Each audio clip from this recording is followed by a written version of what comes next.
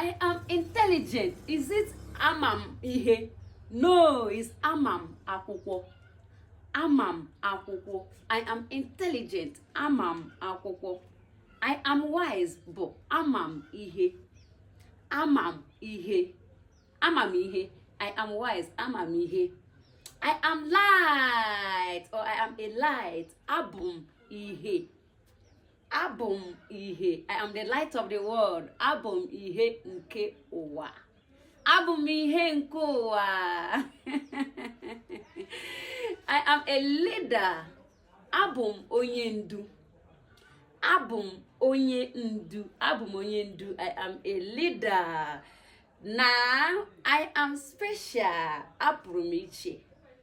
Apụrụ m iche. Apụrụ m iche. I am blessed. Agọziri m agọzi. Agọziri m agọzi.